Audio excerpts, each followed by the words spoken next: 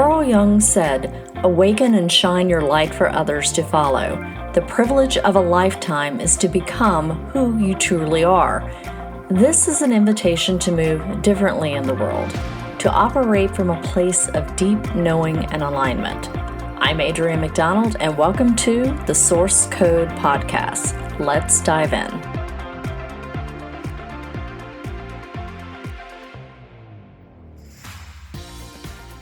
Hello, beautiful humans, and welcome back, or welcome if it's your first time. Grab your coffee or your favorite tea, and let's get into what the Muse has for us today. I feel like I'm finally settling into the new year, this 2024. And I was thinking back to when I was in corporate. I used to go to the gym after work just about every day.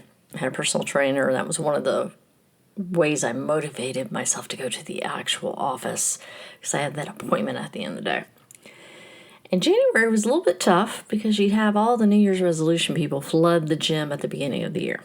So, you might have to wait for a few machines and whatnot. But by this time of the month, we would already see people dropping off. And by mid-February, it would almost be back to the same number of people.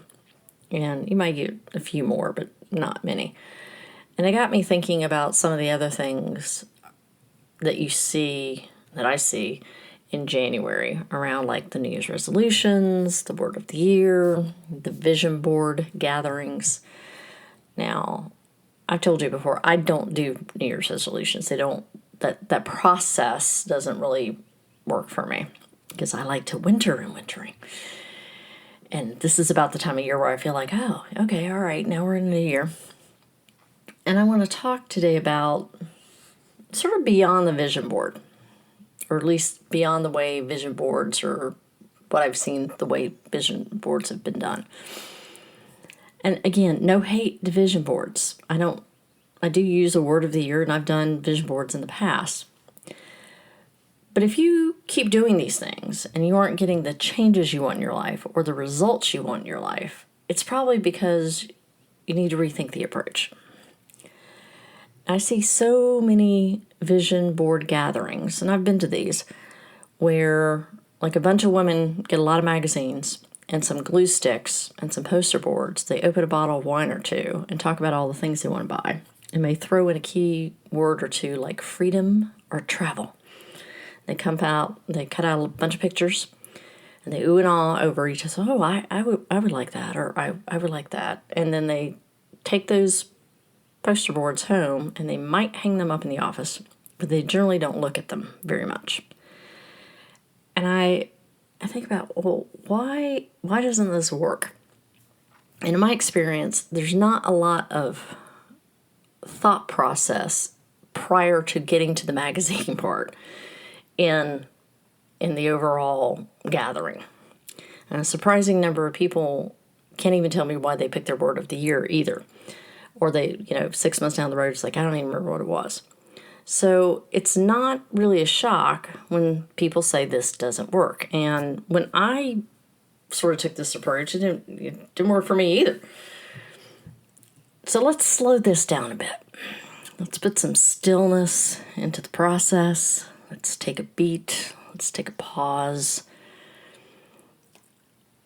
In order to create intentions, in order to select a word, in order to creating a vision board, any of that, you need to be in the space of creation energy.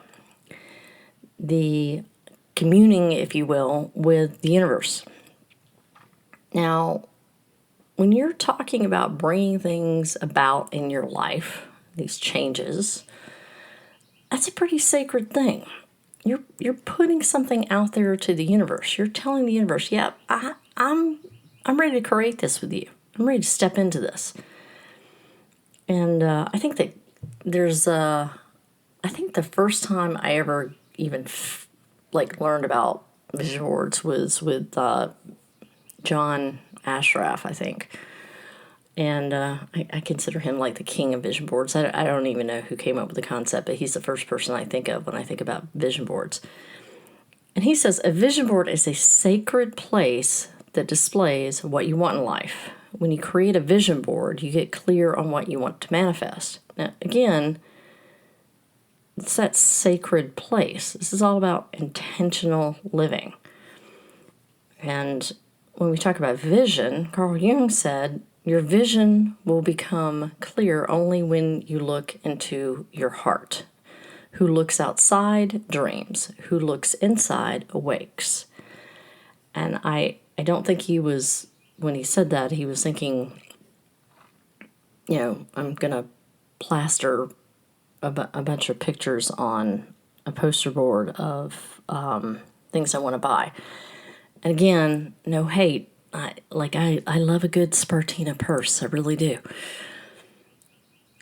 But let's put a little bit more thought to this. Now, the first thing I usually hear at vision board gatherings or even personal development events is, what do you want? And I mean, I say that too. What do you want? Which most people don't really know what they want in the first place. So yes, that is a question that needs to be asked. But let's go a little deeper with that, because we need to ask deeper questions to really let that bubble to the top. I like to ask, what season of life are you in? Because it changes, your priorities change. What are your values? Where do you want to raise your standards? What are your standards? How do you want to feel going about your day? Where are you investing your energy? What are you investing your energy in? Who are you spending your time with? Who do you want to spend your time with? What do you want to accomplish? And this is one I never hear. What impact do you want to have on the world? Because that's the other thing that I think is missing in a lot of these vision board gatherings is it's very, very typically focused on what you can get instead of what you can offer as well. And I think that the ones that I've seen that have been more successful, it's a two-way street there. Like, what can I give as well as what do I want to bring into my life? And when you think about it from that standpoint, and then you create your vision board and you have all those pictures out there, get reflective about comparing it to see if that matches up to your value system. Because you might find there's a mismatch there and you need to have some contemplation. And also, if you put words like freedom on there, what does that mean to you? How does that look? Again, travel is another popular one. Again, where do you want to go? Because if you don't have a more tangible, specific idea, it doesn't work. So now looking at your year, after you have your vision board in front of you, what are the aligned action steps you're going to take each month to move towards that vision? And have you put checkpoints in your calendar to be reflective about this? Because you might have some life-changing event that calls everything into question, because life happens. It does. And instead of just tossing out that board, be intentional about it. That's telling your brain, hey, you know what? I'm not dismissing this, but our circumstances have changed here and we want and need something different now. I don't feel aligned with this anymore. You're also giving that message to the universe, not just, I'm just going to throw this in the trash in the back of my closet. I really didn't mean what I said when I put this together. See, it's all about the intentional living. It's like, you know what? My circumstances have changed. And I'm not feeling this anymore. So let's do a reset. Making these small, meaningful changes, that's where the magic is. That's why I say you have to find the magic in the mundane, because everything is sacred, and this is what it means to have an intentionally led life. So let's talk about the word of the year. Now, personally, when I pick a word of the year, it's tied to some challenging thing I need to work on. And sometimes during the year, I usually question my sanity, because it's usually not all roses. Like embodiment last year really had a significant impact, but it was not always easy. Now, I realize that not everyone's like that. Some people have a word for inspiration. But in general, I think some of the challenges with this is sometimes it's too rigid. Again, you might have a life change and need to change the word. And guess what? You can do that in the middle of the year. I've changed the word in the middle of the year. And sometimes maybe a word's not enough. Sometimes people like to have a theme for the year that's several words, I have both a word and a theme.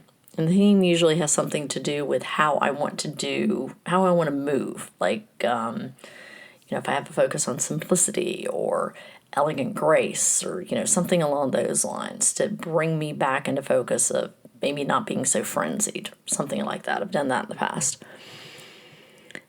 If you have done both the word or the theme and you've done like the vision board thing, do they tie to one another or do they conflict? See where I'm going with this? Everything should interconnect, right? Now, for your reflective question of the week, it's really a series of questions. And even if you didn't do a vision board this year and have no desire to do so, there's still value around reflecting on this with any intention setting. So what behavioral patterns have you exhibited in the past that may pop up again to prevent you from taking the aligned action so you can make the changes that you want to make to get the results that you want? What are those behavioral patterns? Because they're going to come up. Some people call this your stopping strategy, because it will come up. And when it comes up, how are you going to handle it? How are you going to handle it? Because if you can look at all the ways you stop and sort of pre-decide, okay, this is what I'm going to do. When it comes up, you'll recognize it. You won't. It will be a much more conscious process, and B, you're much more likely to take a different path. The other thing I would ask you to reflect on is, what spiritual practices are you putting in place to help you with all of this? Because willpower alone is likely not going to get it done. So those are the reflections this week. As always, thanks for listening. If this is helpful, please share it out. And if you feel moved to, always appreciate the ratings on the podcast platforms. Happy to connect on social media, Instagram, Threads, Facebook, LinkedIn. And remember to find beauty every day and seek the magic in the mundane. Thank you for listening to the Source Code Podcast. If you found this episode insightful and feel moved to, please leave a review and share it out with those you believe will find it helpful. You can check out my website for more information at www.adrianmcdonald.com. And for more of my more regular musings, connect with me on Facebook, Instagram, Threads, and LinkedIn. I hope you have a beautiful week.